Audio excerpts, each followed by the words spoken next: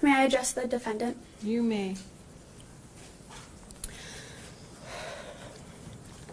I have never wanted to hate someone in my life, but my hate towards you was uncontrollable. Larry Nassar, I hate you. I will work on forgiving you, as I know that is what God wants. But at this moment, I will leave forgiveness up to Him.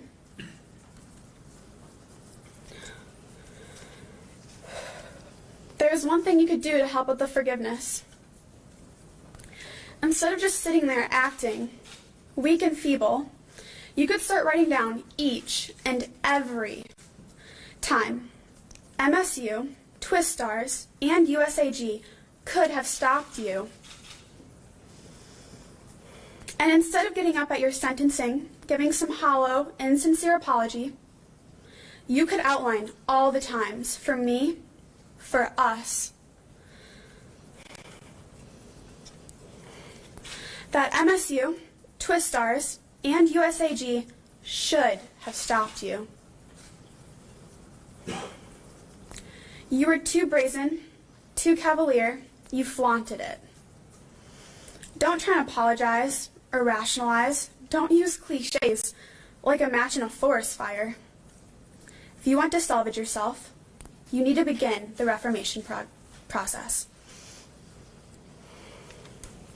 You need to do redeeming acts. You need to put others first. Do the right thing for us. Be honest. Try and help us. Tell us who knew what and when. Tell us how and when there were opportunities to stop you. Tell us about the tail signs that others at MSU, Twistars, and USAG should have seen but didn't.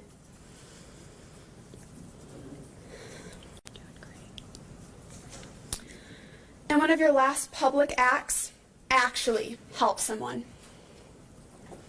Of course, we are aware that some knew, but there are likely many, many more opportunities these institutions and individuals had to stop you, long before Rachel and the Indy Star article surfaced. You could talk about the time Coach Klages called you to discuss the allegations that Larissa Boyce made about you sexually assaulting her back in 1997. Or the conversations that you had with Stemple. See, I am familiar with what Mark Twain said about rumors, that a rumor travels halfway around the world. If you aren't familiar with Twain, trust me, you'll have a time to look it up. So don't tell us that you never got that phone call from Klages. Someone like Larissa Boyce doesn't make an assertion like she did against a doctor like you, to your friend Klages, of sexual assault, and it just sits there. We know you two spoke about it. We know you had a phone call. Please, Larry, help my sisters. This would be a redeeming act. Please don't waste your elocution on your grief, your regret, or any other emotion. Don't tell us how you and God have made amends or how you are different.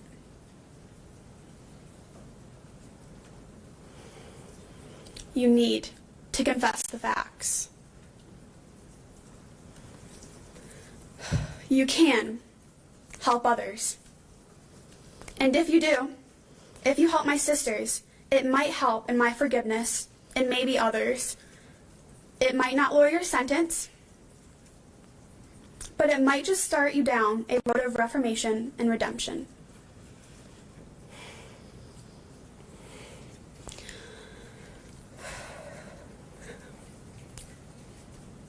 Just remember, Larry, it's never too late to do the right thing.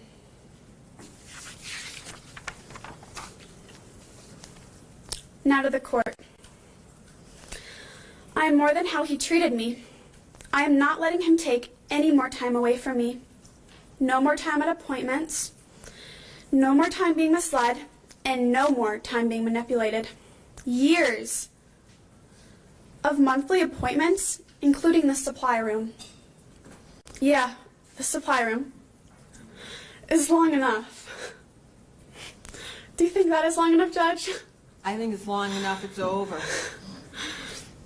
And so here's some advice, Judge. Don't be afraid. A 40-year minimum sentence is not long enough, and it doesn't send the right message. See, Judge, I doubt the Attorney General, this court, or his defense attorneys knew what was coming, allowing all of us to speak. None of you could have anticipated the breadth or the depth of the statements, but he knew. It is the reason why he wrote the letter. He knew it was coming, and just like he should have been, he was afraid. And Judge, I've heard you say that he will rot in prison, that he will not see the light of day again. But this is not true. When his day of judgment comes before you, you are not sending him to a place to rot, and you are not stopping the light of day from coming to Nassar. No, Judge, you're going to save his life. He will go to federal prison. In fact, he will be treated fairly well in prison. I know, and Nassar knows, that federal prison is the best place for him. He will likely make friends. He will be able to manipulate and maybe earn some semblance of respect among the prison inmates that are his new counterparts. He will be fed, he will be clothed, and he will be provided actual medical treatment.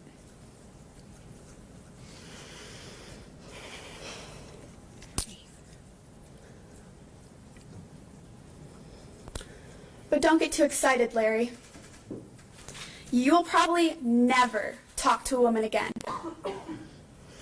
Except for one holding a gun, a taser, and a billy club. Which is a good thing.